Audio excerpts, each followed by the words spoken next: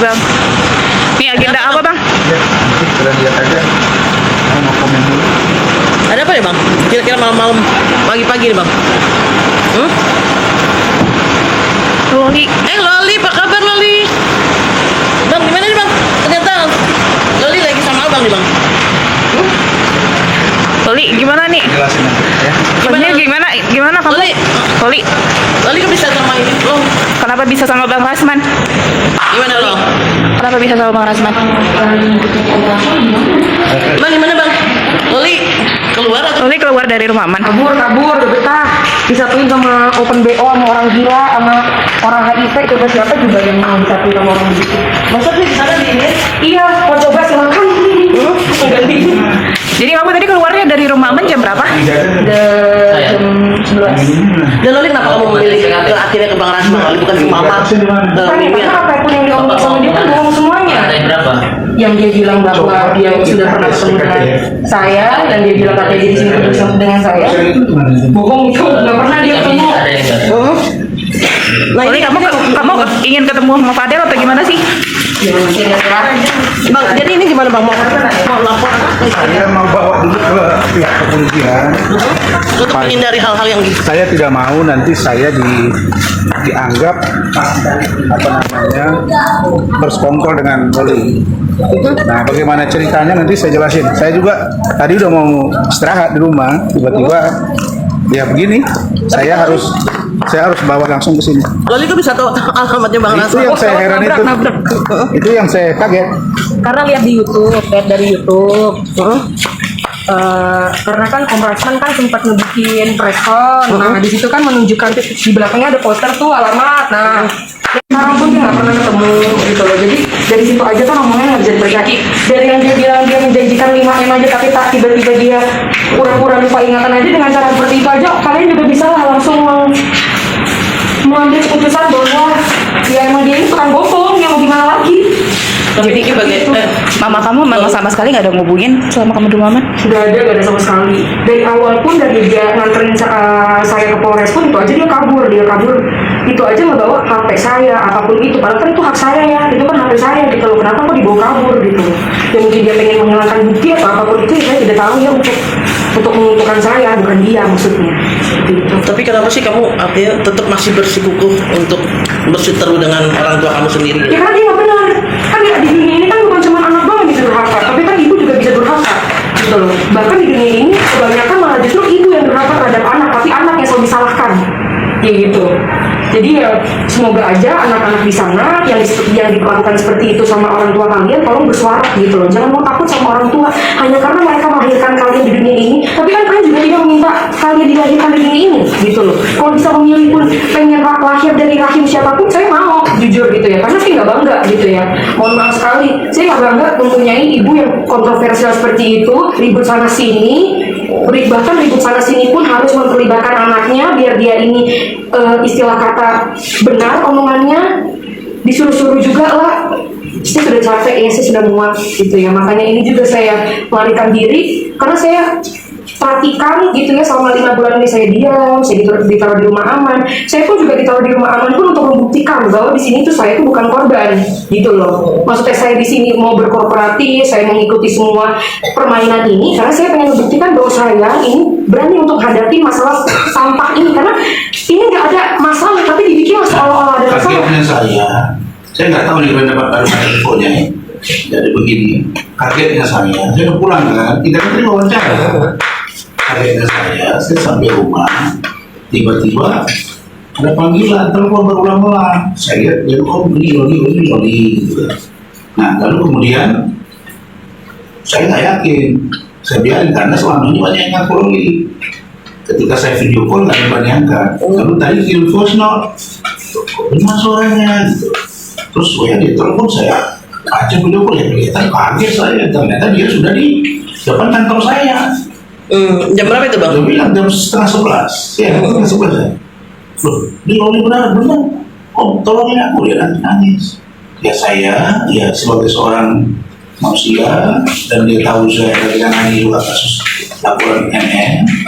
Ya saya nggak ada pilihan lain, saya tentu harus datang. Tapi saya tidak mau bahwa ini ada nanti dikira saya yang mengerjai kan. Dia lari, saya tanya kenapa pilih ke saya. Dia percaya dengan saya. Lalu kemudian dia nunggu di Hotel Horizon. Saya datang dengan keluarga. Kita interview dia. Pilihannya nggak ada lagi kecuali mau saya bawa ke sini. Tapi dia, Loli sudah tidak mau di safe house. Seperti yang dia ceritakan tadi. Ya, kira-kira begitu. Nah sekarang saya nggak tahu.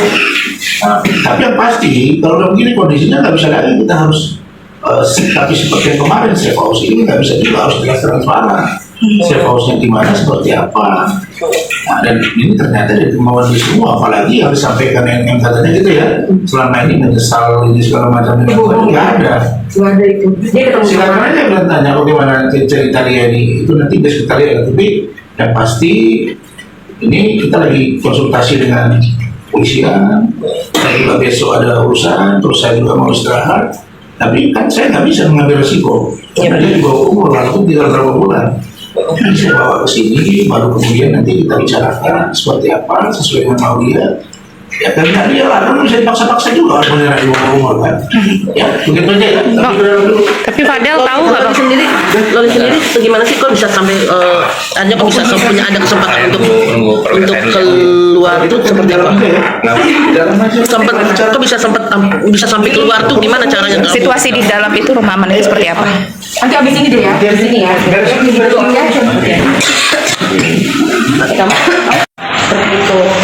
ya. Dan kondisi Loli sendiri seperti apa? Stres.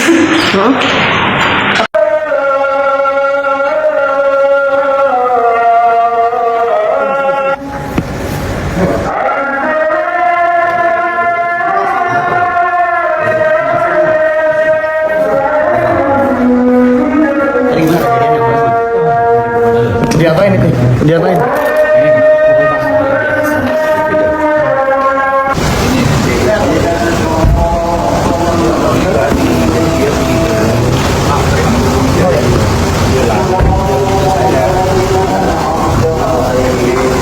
Gimana lagi saya harus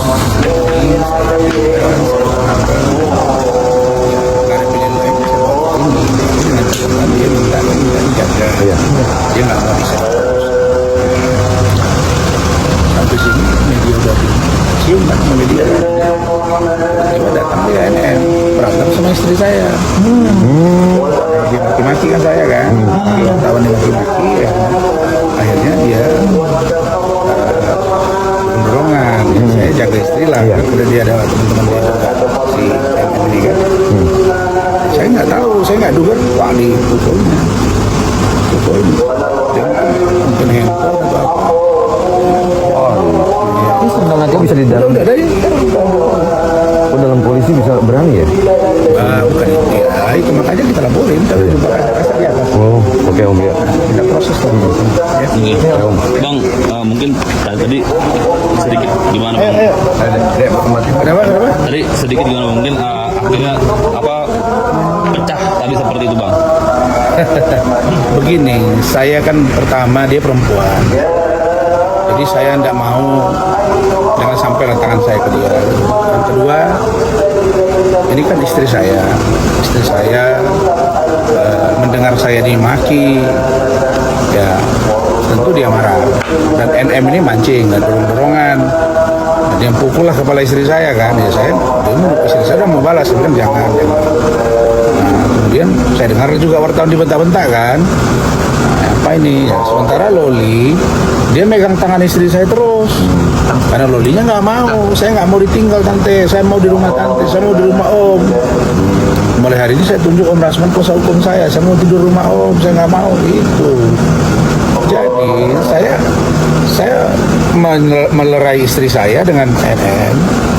Jangan sampai berantem, orang pada nonton, maksudnya orang pada mengamankan yang sampai ribut. Nah saya nggak tahu tiba-tiba karena dia nggak berhasil sampai istri ke saya. Ya udah, jadi tadi ya saya kira ini harus ada pembelajaran hukum dan ya menurut saya NM ini mempertinggi tempat jatuh gitu, mempertinggi tempat jatuh. Ya sudah, jadi saya tadi bilang ini nggak ada cerita, saya buat laporan langsung diterima. Kemudian kita baru selesai visum, ya sudah ketemu dengan Pak Kasat, bahkan kacamata saya, kacamata saya bengkok.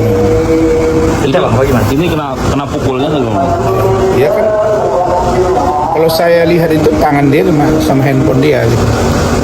Ya itulah pribadi dia gitu. Tapi saya jujur ya, saya malah makin makin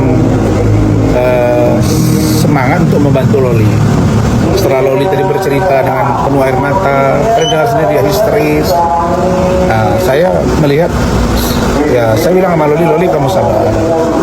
Nah, ini harus kita lalui dan kamu harus bersabar. Sampai dia juga bilang dia 28 Mei dia akan 18 tahun. Jadi ini saya kira bukti ya kepada masyarakat bahwa saya all out bela klien saya. Dan yang harus kita ingat bahwa kasus ini sudah berjalan. Lolinya pun sudah tidak sabar. Kenapa? Karena di safe house itu menurut dia justru tidak aman dan tidak nyaman. Nah, seperti apa? Dia sudah ceritakan bahwa di situ bergabung dengan ini macam-macam. Nah, kemudian di tempat yang lain juga. Nah, akhirnya dia tadi cabut. Dia lari. Nah, tiba-tiba saya pulang dari pengadilan, terus saya pergi ke tempatnya persemayaman rekan kita Alvin Lim. Saya wawancara di sana lama, kemudian saya sampai rumah, tiba-tiba ada telepon yang saya nggak lihat siapa, saya biarin, miss call terus. Tahu-tahu dia bilang saya Loli, saya nggak percaya karena Loli ada banyak orang yang mengatasnamakan Loli ke saya. Nah, tiba-tiba dia kirim voice note, saya dengar loh, kok mirip. Nah, akhirnya Om izin saya video call. Nah, video call lah, kaget lah saya udah buka baju, saya udah mau ganti sarung. Kamu lagi di mana Om? Saya di depan kantor Om. Kamu kenapa? Saya bilang. Saya lari Om, saya udah gak kuat, dia nangis-nangis. Bantu saya Om. Ya saya kan pakai logika. Apa yang harus saya lakukan? Ya saya langsung beritahu keluarga, semua mereka sudah pada tidur pikiran saya karena setengah 12 sudah. Ya kan? Nah jadi saya berpikir ya sudahlah kalau memang demi kebaikan ya saya juga jaga. Kamu diantar sama siapa? Saya pakai Gojek Om, Maxim. Mana orangnya? Telepon sama saya. Bapak jangan pergi ya. Nah, tunggu di situ. Nah, terus saya juga berpikir nggak mungkin saya bawa ke kantor saya, jangan sampai dikira nanti saya merekayasa. Nah, terus saya bilang udah kalau begitu kamu ke hotel yang di depan ATM Center sebelah kantor saya, di situ ada hotel dia. Oh ya Horizon Om, ya udah kamu di lobi. Tunggu di situ termasuk dengan Bapak yang membawa Maxi.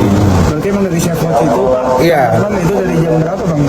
Katanya dia jam 10 lewat keluar malam. Dia lari lah ya. Nah lalu sampai situ saya suruh, oke saya datang. Begitu datang kita rekam. Karena saya nggak mau nanti fitnah gitu loh.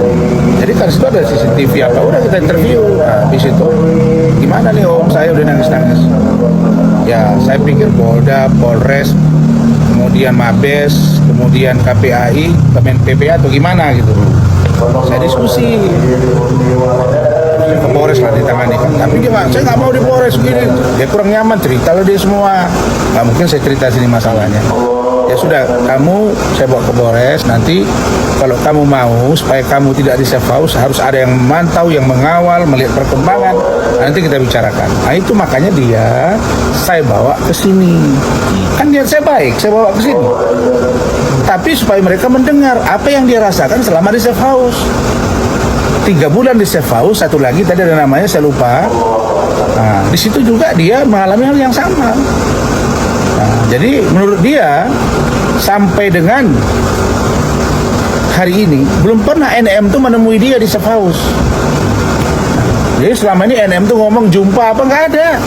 Dan menurut pengakuan dari Loli, pengacaranya juga nggak pernah dampingi Loli. Nah, jadi kalau menurut saya ini kasus serius, melebar kemana-mana, tapi tetap harus fokus. Ini harus tuntas.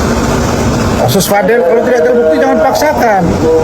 Kalau Anda mengatakan ada bukti, Anda tersangkakan, berarti Anda harus siap. Untuk konsekuensi kami lakukan upaya hukum. Kan sudah saya bilang pahit-pahit.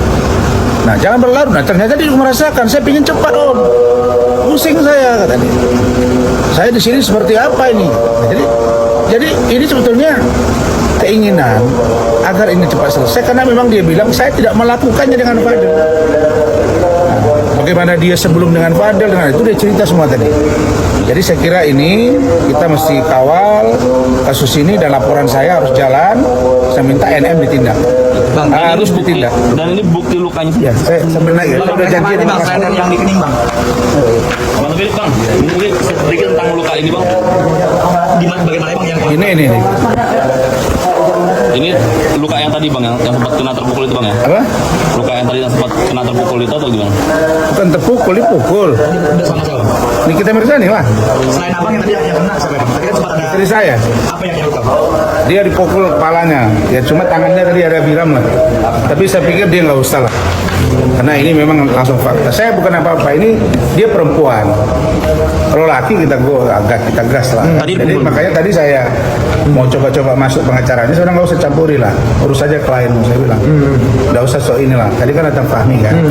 Nah, saya mau saya itu ya jantan ke jantan gitu ya. Tapi sekarang gini, ada orang minta tolong ke saya. Fadil datang dengan keluarganya, nangis, saya tolong. Salahkah saya? Saya kan disumpah untuk bantu orang, menurut saya pantas saya bantu. Terus ada orang lari dari safe house yang kita tahu bahwa selama ini safe house itu tempat yang aman, nyaman. Dia minta tolong ke saya, datang ke kantor saya. Kira-kira kalau saya nggak saya tolong, dia lari atau bunuh diri, siapa bertanggung jawab? Kan kasihan. Saya dengan dia baik bawa ke sini gitu, untuk didengar keterangan dia, apa yang dirasakan, supaya pindah dari safe house. Nah, pertanyaannya sebelum dapat tempat yang representatif, yang benar-benar bisa diawasi oleh kami juga karena diminta saya kuasa hukumnya supaya betul-betul netral, dia minta di rumah saya dulu. Itu permintaan dia dan dia sudah buat surat pernyataan. Ya.